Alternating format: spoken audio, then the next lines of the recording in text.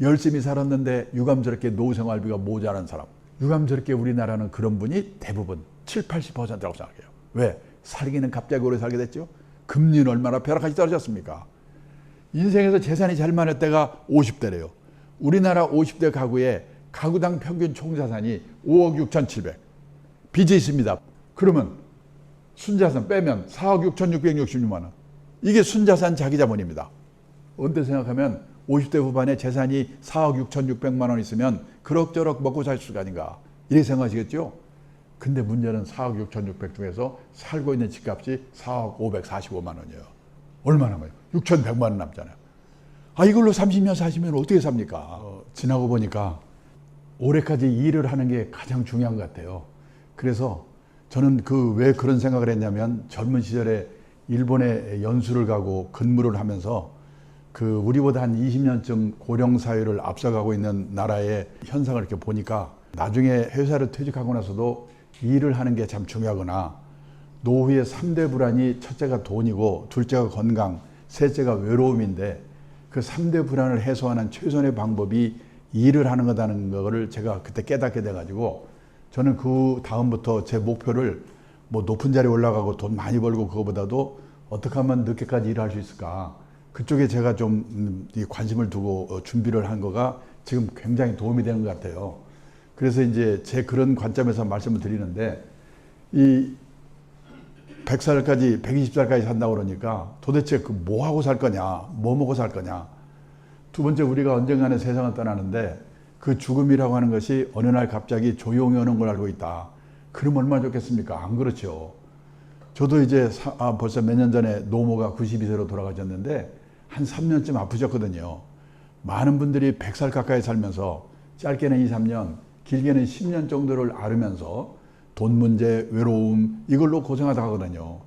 저는 저희 어머니를 보면서 자기 발로 화장실만 걸어다니다가 세상 떠나도 얼마나 좋을까. 존엄에 관계가 된 거거든요. 그다음에 세 번째, 저는 우리나라 가정에서 가장 큰 문제가 세 번째로 생각합니다. 많은 분들이 아직도 자식이 자신의 노후라고 생각하고 있는 돈 다 퍼부어놓고 노년에 쪽방에 사는 분 많거든요. 자녀 리스크라고 하죠. 이건 뭐 걸려버리면은 몇 억 있어봤자 아무 의미가 없다는 거예요. 자, 그런데요. 제가 벌써 이제 몇 년 된 얘기인데 일본의 NHK, 우리말하면 KBS가 노후 파산 특집이라는 걸 방송했어요. 일본에서 난리가 나는데 그 책으로 돼가지고 우리나라에도 번역이 돼서 출판이 됐는데요. 그거 읽은 분들이 공포 분위기입니다. 저는 아까도 말했지만 일본에서 근무를 좀 하고 경험이 있기 때문에 일본은 노인들한테는 천국이고 젊은 애들한테는 지옥인 나라다 이런 생각을 했어요. 왜냐하면 일본의 노인들은 고성장기에 직장생활을 했기 때문에 60살까지 잘릴 염려가 없습니다. 그리고 고성장기에는요, 우리도 그랬지만은 돈을 빌려서라도 땅 사고 집 사고 주식 사고 사면 올라가거든요.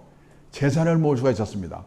그리고 일본은 우리보다 연금 제도가 일찍 도입이 됐기 때문에 웬만한 직장인이면 우리 식으로 말하면 국민연금하고 퇴직연금 두 개만 합치면요, 선생님이나 공무원이 아니더라도 보통의 직장인도 우리 돈으로 매월 200만 원 정도는 다 받거든요. 근데 그 일본에서 65세 이상 노인 중에서 혼자 사는 노인, 사별하거나 이혼하고 자식으로도 안 사는 독거 노인이 630만 명인데 그중에 200만 명 정도가 노후 파산으로 비참한 삶을 살고 있다는 거예요. 깜짝 놀랐습니다. 왜 그런가? 퇴직연금 제도가 있는 회사에 다니는 사람은 괜찮은데 자영업을 한 분들, 농업종사자, 중소기업에서 퇴직연금 제도 없는 회사 다니는 사람들, 그런 사람들은 있는 게 우리 말하면 기초연금. 근데 일본은 우리보다 기초연금이 많은데 1인당 우리 돈으로 65만 원 정도밖에 안 돼요. 제일 많은 금액이. 부부가 같이 있을 때는 둘이 합치면 130만 원. 일도 좀 하고. 그러면 사는데 사별하거나 이혼하거나 하면요, 65만 원밖에 안 되니까 어떤 사람은 한 달 식비를 우리 돈으로 10만 원으로 해결한대요. 편의점에 가서 삼각 김밥 하나 사먹고 끝내는 거예요. 그 부자 나라에서. 그러다가 60이나 70이 돼가지고 몸이 아프기 시작하면 노후 파산이 되는데 그런 사람이 200만 명이라는 거예요. 그럼 일본 사람들은 집은 다 있을 텐데 집 하나 사면 될 거 아니냐. 참고로 일본의 주택보급률이 재작년에 보니까 113.5%. 우리나라 주택보급률 재작년에 104%. 웬만하면 집이 있는데 그 집이 믿을 수가 없는 거예요. 제 친구가 동경 수도권에 살고 있는데 28평짜리 아파트에 살고 있습니다. 그 사람들은 집을 크게 살지 않죠. 그 아파트를요, 1984년도에 우리 돈으로 계산해서 1억 2천만 원에 샀습니다. 그 쫙 올라가지고 일본에서 집값이 제일 비쌀 때가 언제냐면 1991년 3억 6천만 원까지 올랐어요. 지금 거기 살고 있거든요. 우리 돈으로 3천만 원, 4천만 원에도 안 팔린대요. 팔아봤자 1년 생활비가 안 되는 거예요. 그러니까 일본 사람들은 예금을 많이 하기 때문에 예금에 있는 돈을 헐어서 쓰는데, 문제는 옛날처럼 60이나 70에 세상을 떠나버리면 상관없는데 100살까지 사니까 예금이 바닥이 나고 몸이 아프기 시작하면 노후파 사냐는데 그런 사람이 200만 명이라는 거예요. 지금 우리나라는 고령화의 초입 단계에 있기 때문에 이 문제를 심각하게 얘기는 하지만, 우리도 10년, 20년 지나서요, 일본 수준으로 초고령 사회가 되면 우리나라의 노후 파산 문제는 얼마나 심각하겠는가.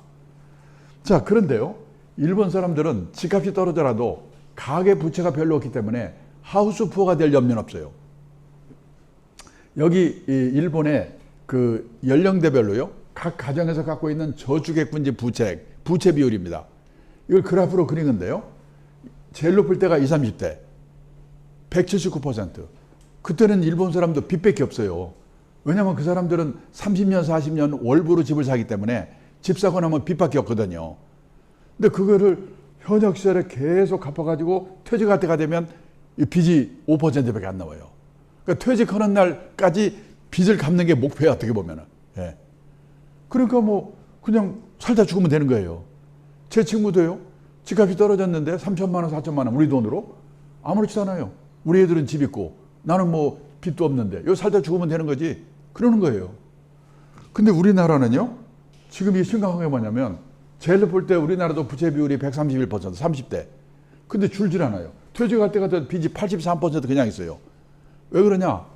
이게 우리나라는요, 15평에서 20평, 20평, 30평, 30평에서 40평, 그때마다 은행에서 신용공고해서 3년, 4년 기간으로 돈 빌려 집을 사니까 퇴직할 때가 돼도 빚이 그냥 있어요.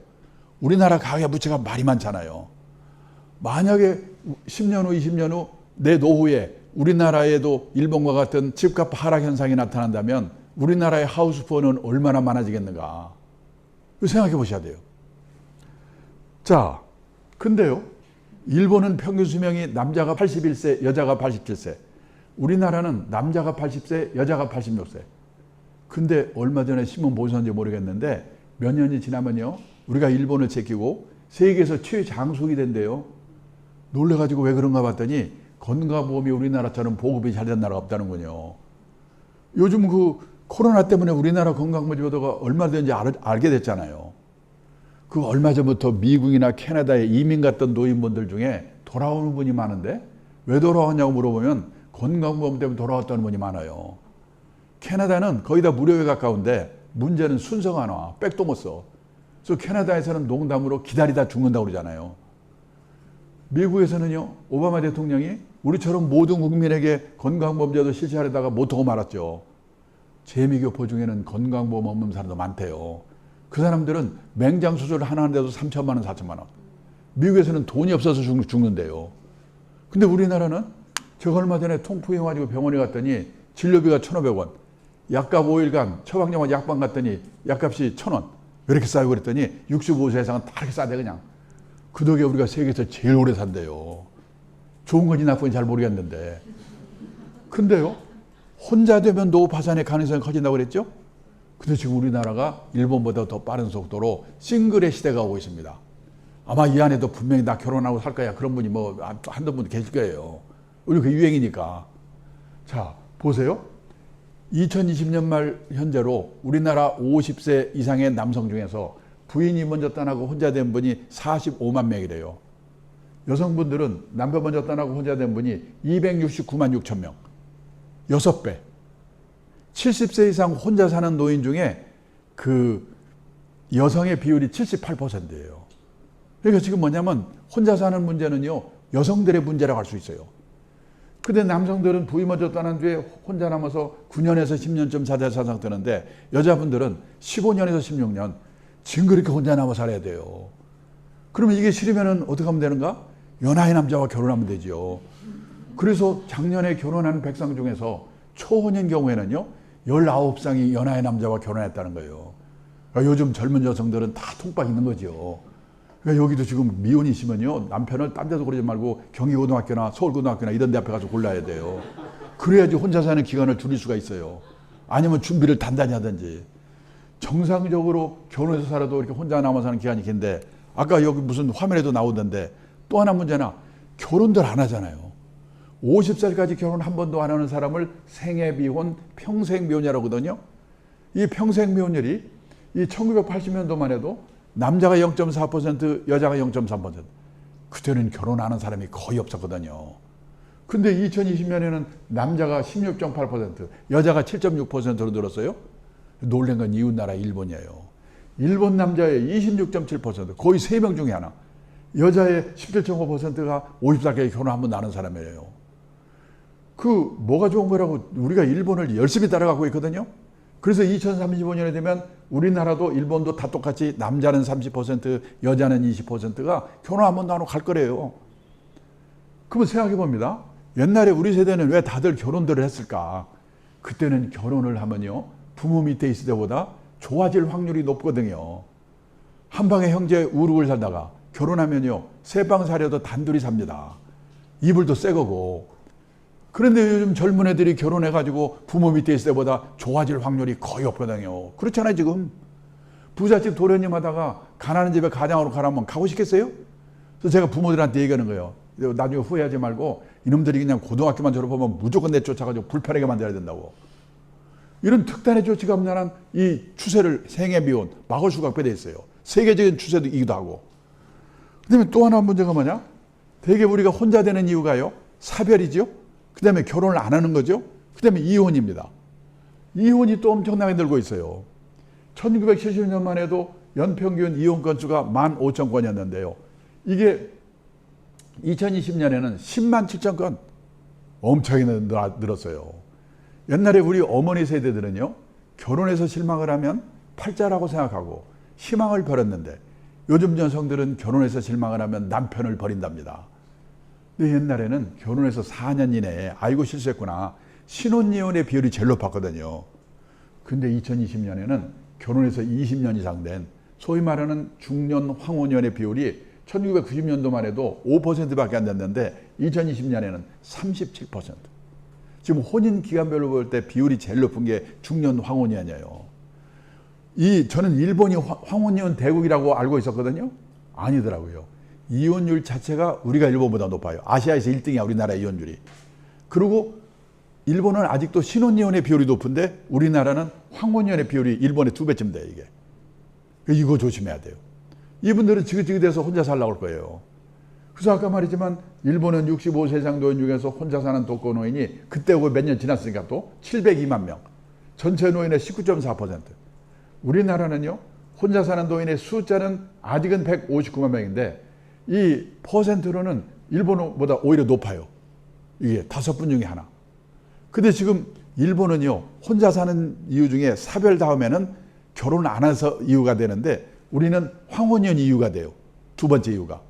그런데 지금 우리나라 이 생애 비혼이 늘어나고 있기 때문에 여기다 생애 미혼까지 겹치게 되면은 이게 혼자 사는 게 이게 보통의 문제가 아니에요. 그래서 가족은 해체가 되고 노인동거, 시골 가보세요. 마을회관에 노인네들 모여 살잖아요. 그리고 여기서 만난 사람, 취미가 같은 사람이 오히려 가족보다도 더 가까워지는 새로운 유연사회가 형성이 되고 있다는 거예요.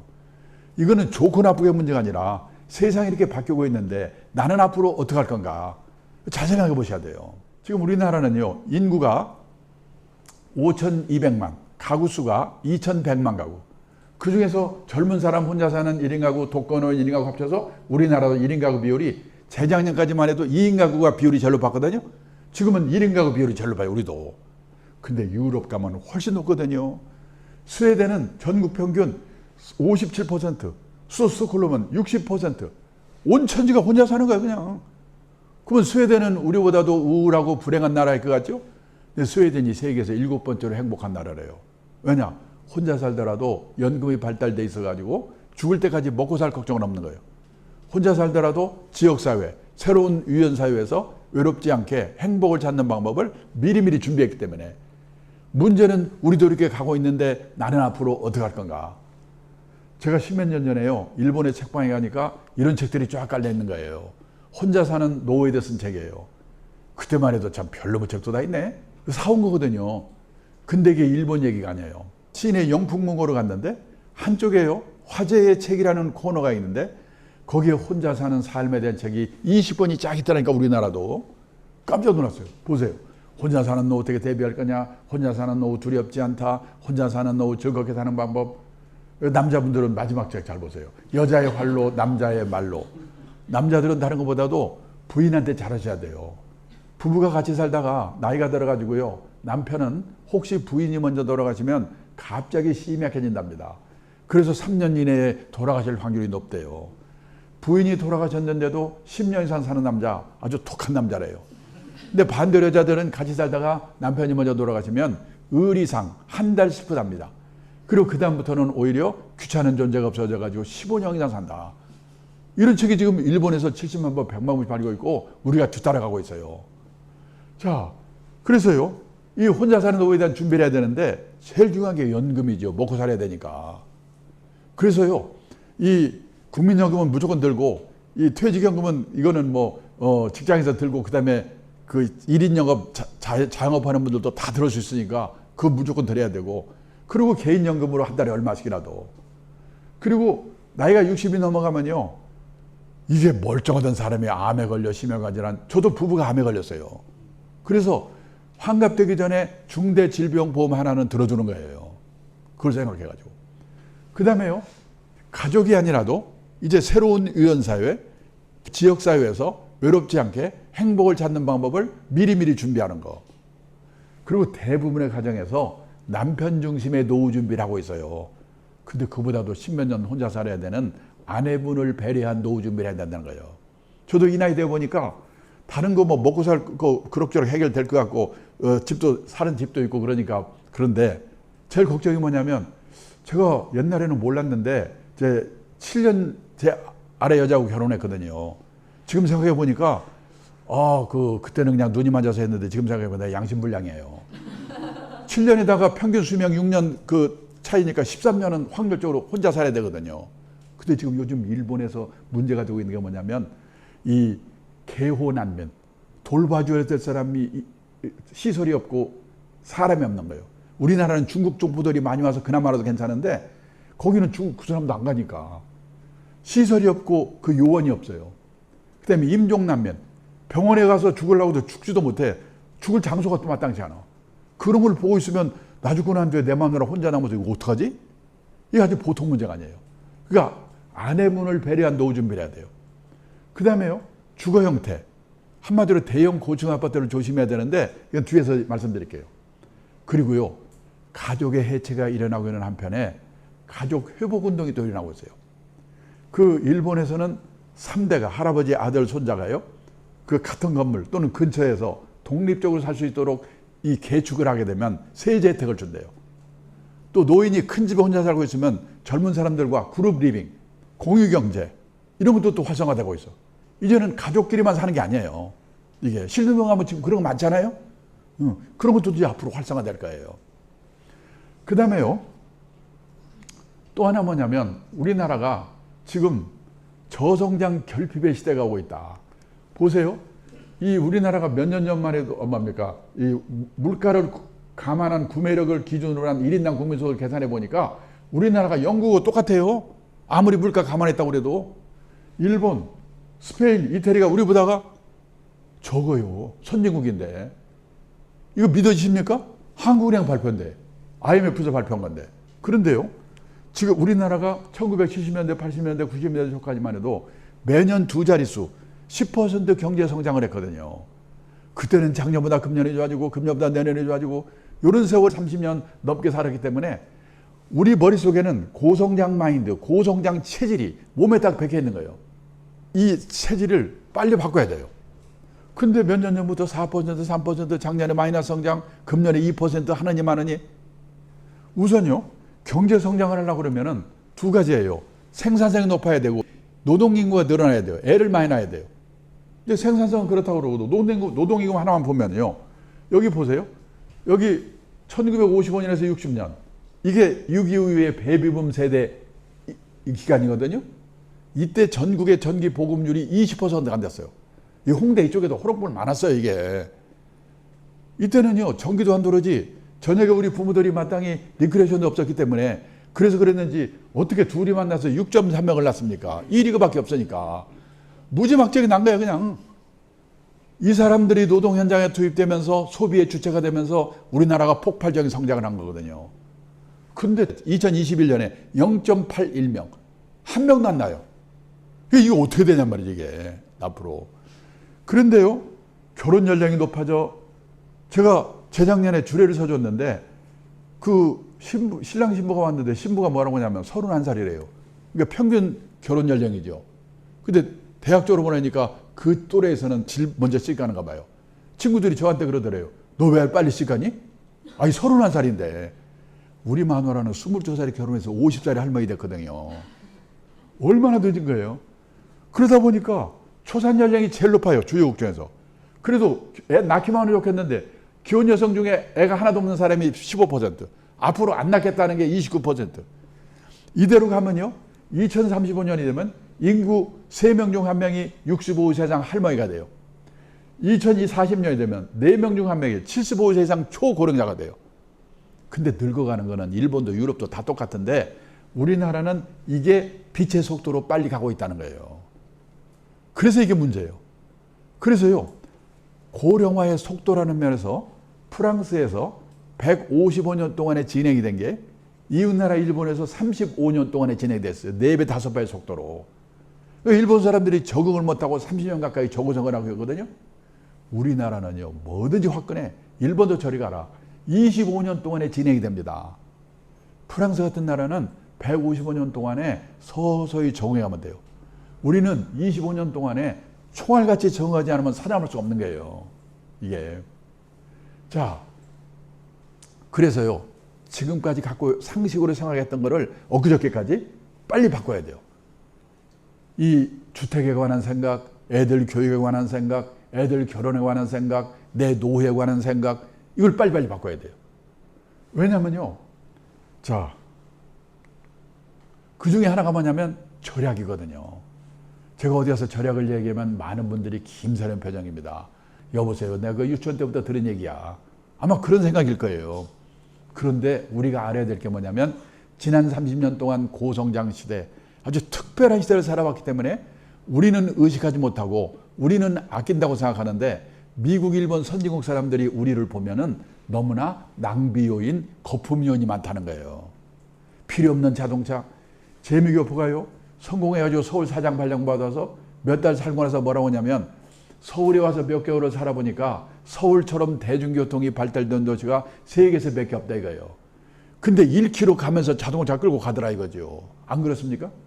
필요 없는 자동차, 교육비, 결혼비용, 경조사, 앞으로 작심하고 아끼지 않고는 노후 준비가 안 되게 돼 있거든요. 얼마 전에 조선일보에 의미 있는 기사가 있었기 때문에 읽어드리겠습니다. 결핍의 시대 대비해 어떤 무기 준비하나요? 결핍은 있어야 할 것이 없어지거나 모자란 상황을 말합니다. 고도성장 시대에는 이 있어야 할 것의 기준이 높아도 괜찮았습니다. 성취할 교육가 많았으니까요. 하지만 성취의 교육가 적고 평준화하는 이 저성장 시대에는 있어야 할 것의 기준이 높을수록 좌절하고 불행해질 확률이 높아집니다. 그래서 요즘 생각이 있는 부모들은 다른 것보다도 자기 애들에게 결핍에 적응하는 방식을 가르치고 있다는 거예요. 제가 얼마 전에 어느 모임에 갔더니 유명한 교수님이 제 옆에 있는데 외동딸이래요.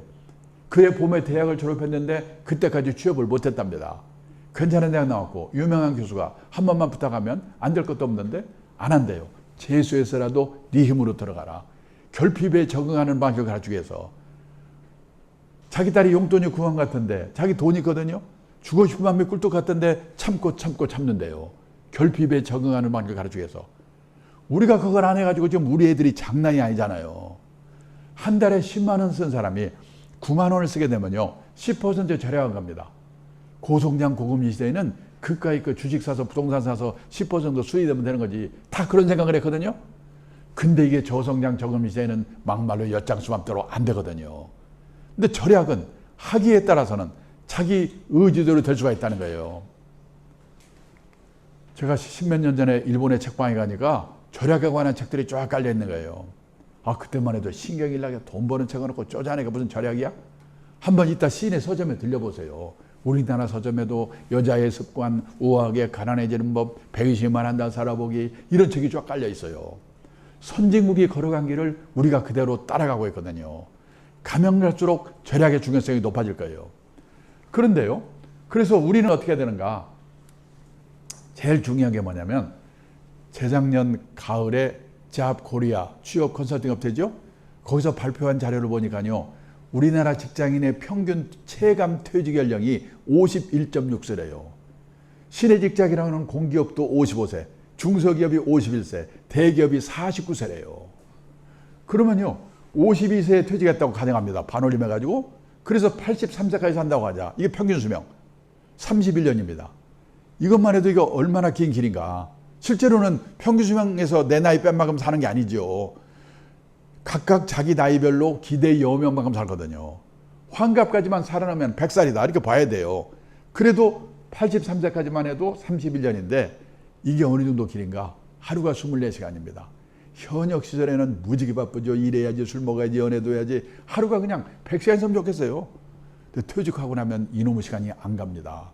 잠자는 시간, 밥 먹는 시간, 화장실 하는 시간 다 빼도 최소한 하루에 11시간 남거든요. 곱하기 31년. 365일. 이게 1년. 곱하기 31년. 이게 124,465시간이에요. 그러면 124,465시간이면 이게 어느 정도 길인가? 지금 우리나라 직장인들이 회사 나와서 근무하는 시간 연평균 1967시간입니다. 124,465시간을 1967시간으로 나누면 약 63년이 돼요. 느낌상으로는 퇴직하고 31년만 해도 현역 시절에 63년에 해당한다. 100살까지를 생각하면 말할 것도 없습니다. 우리는 초등학교 다닐 때 하도 많이 들은 말 있죠? 인생은 짧고 예술은 길다. 아닙니다. 앞으로 인생도 무지하게 길고 예술도 길다. 그리고 대책을 세워야 된다는 거예요. 그 선진국에서는 노후에 대비하는 방법이 두 종류로 갈라진다는 거예요. 열심히 살았는데 유감스럽게 노후 생활비가 모자란 사람. 유감스럽게 우리나라는 그런 분이 대부분 70~80%라고 생각해요. 왜? 살기는 갑자기 오래 살게 됐죠. 금리는 얼마나 벼락같이 떨어졌습니까? 인생에서 재산이 제일 많을 때가 50대래요. 우리나라 50대 가구의 가구당 평균 총자산이 5억 6,700. 빚이 있습니다. 부채 차입금 1억 74만 원. 그러면 순자산 빼면 4억 6,666만 원. 이게 순자산 자기자본입니다. 언제 생각하면 50대 후반에 재산이 4억 6,600만 원 있으면 그럭저럭 먹고 살 수가 아닌가. 이렇게 생각하시겠죠? 근데 문제는 4억 6,600 중에서 살고 있는 집값이 4억 545만 원이에요. 얼마 남아요? 6,100만 원 남잖아요. 아, 이걸로 30년 40년 어떻게 삽니까? 그러니까 6,100만 원 갖고 주식 사서 튀겨볼까 했다 빵으로 만들거나. 요즘 동학개미 난리잖아요, 지금. 아니면 집을 팔아서 살아야 돼요. 근데 이 집값이 돌아가는 꼴이 이웃나라 일본과 비슷한데 믿을 수 있냐 이거죠 또. 그러면요, 선진국 같으면 재산은 없더라도 최소 생활비 정도는 연금으로 생활한다고 그랬죠? 우리나라는 그럴 수 있는 게 학교 선생님, 공무원, 군인밖에 없거든요. 보통 사람은 있는 게 국민연금 하나 정도인데 저도 놀랐는데 우리나라 65세 이상 고령자 중에서 나이 들어서 노령연금 받는 사람 54%. 절반밖에 안 돼요. 월 수령액이 60만 원 미만이 78%. 껌값. 100만 이상 받는 사람은 7.7%밖에 안 돼요. 퇴직연금? 작년에 적립금액을 가입자 수로 나눠봤더니 약 3,800만 원. 그 통째로 받아봤자 1년 생활비 안 돼. 개인연금? 가입한 사람도 많지 않지만 계좌 수로 나눠봤더니 계좌당 5천만 원. 없어요. 있는 게 뭐냐? 달랑치 반채. 근데 그 집이 내 노후에 도움이 될까? 지금요, 일본 동경에 가면 신도시, 우리말로 하면 분당, 일산, 80년대까지만 해도 흥청흥청한 신도시인데요. 저녁에 가보면 불 안 들어오는 아파트가 많아요. 비어 있어가지고. 지금 일본의 빈집이 846만 채래요. 10년 후가 되면요, 일본의 집 3채 중에 한 채가 빈집이 될 거예요. 우리나라 빈집? 재작년에 보니까 우리나라도 151만 채가 비어 있답니다. 시골에 농가주택 비어 있는 거? 아니에요. 대도시 한복판에도 빈집이 있어요. 도청이 있던 자리가 도청이 딴 데로 옮겨가 버리면 그 동네가 빈집이 생겨요. 도움이 안 돼. 아, 근데 신문에 텔레비는 노후가 편하려면 10억이냐 7억이냐. 저는 신문기자 만날 때마다 제발 좀 그런 것 좀 쓰지 마라. 우리나라 대부분이 그렇게 안 되는데 그런 기사를 보면 도움이 됩니까? 폭통 터지고 초조하죠. 그래서 지금 우리나라에 온갖 사기 사건이 횡행합니다. 부동산 기획 사기, 책방에 가보면 재테크 광풍입니다. 오직하면요, 일본의 신문기자, 일본경제신문에 서울에 와서 특파원으로 4년 동안 근무하고 간 일본의 신문기자가 있는데요. 이 친구가 지네 나라 돌아가면서 뭐라고 하냐면, 한국에 와서 4년 동안 근무하면서 보니까 한국 사람들은 돈을 버는 방법, 그 사람을 자산 관리해서 입구 관리라고 표현했어요. 입구 관리에 대해서는 쌍부로 결심이다. 그래도 나이가 60이 돼서 번 돈이 모자란다. 그러면 그 사람은 부자 될 확률이 별로 없죠. 그럼 어떻게 되냐? 맞춰 사는 방법을 배워야 되죠. 또 운 좋게 부자가 됐다. 그러면 아름답게 쓰는 방법. 그 사람은 그걸 자산 관리해서 출구 관리라고 표현했어요. 한국 사람들은 입구 관리에 대해서는 무자결심인데 출구 관리에 대해서는 집에서 가르치냐, 학교에서 가르치냐, 사회에서 가르치냐. 공부가 너무나 안 되어 있다. 근데 일본에요, 1억 2천만 인구 중에 기독교 인구, 교회 다니고 성당 다니는 사람이 100만 명도 안 된대요. 1%도 안 됩니다.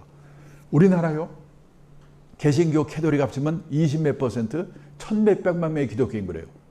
근데 여기 2000년 전에 기록된 성경에 보면요, 풍부에 처할 줄도 알고 비천에 처할 줄도 알고 그때그때 주어진 경제 상황에 맞춰 사는 방법을 배워라. 근데 1,100만 명 기독교인들이 이걸 읽었는지 안 읽었는지, 기독교 인구 1%도 안 되는 일본 사람한테 우리가 충고를 드려야 된다. 저는 그게 우리나라의 문제라고 생각합니다. 우리나라 기독교인들이 제일 좋아하는 성경 구절이 밑에 있는 빨간 글자래요. 내게 능력이 주시니라서 내가 모든 것을 할 수 있느니라.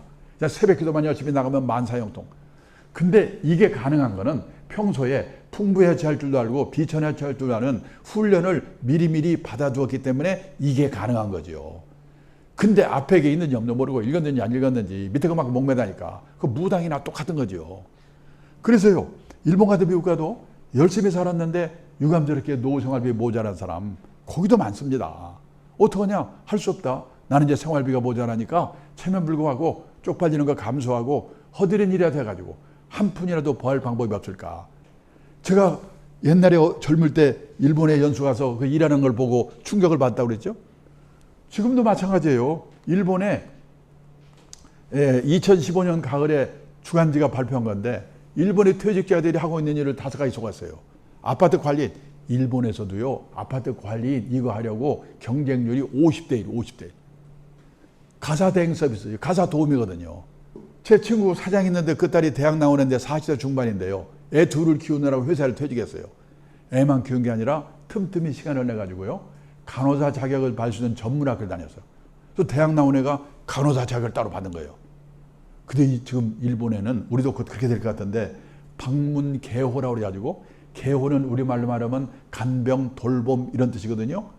경제력 있는 노인들이 혼자 아니면 둘이 사는 집에 가가지고 주사도 놔주고 건강 체크해주고 간단한 집안일 도와주고 그러는 일의 수요가 폭발적으로 늘고 있어요. 그거에서 돈 벌고 있어요. 사장 따르고 대학 나왔는데. 중요한 거는 이런 일을 하면서도 쪽팔리 하지 않고 이런 일을 하는 사람을 우습게 보지 않고. 근데 그동안에 우리나라는 일도 없지만은 이 체면, 남의 눈 때문에 어려웠거든요. 근데 요 몇 년 전부터 우리나라도요, 무섭게 바뀌고 있어요. 지금 그런 일하는 사람들이 늘고 있어요. 옥스퍼드 대학의 마틴 스쿨에서 발표한 거예요. 현재 직업의 47%가 사라질 거래요. 이게 2033년에 되면은. 그런데 뭐냐? 직업이 없어지고 생기고 막 그런 거거든요. 그래서 뭐냐? 사람마다 이 직업관을 이제 좀 빨리 가져야 돼요. 큰 회사 들어가면 끝내준다. 천만의 말씀. 공무원 끝내준다? 공무원을 누가 끝내준대요. 지금 공무원도 언제 어떻게 될지 몰라요.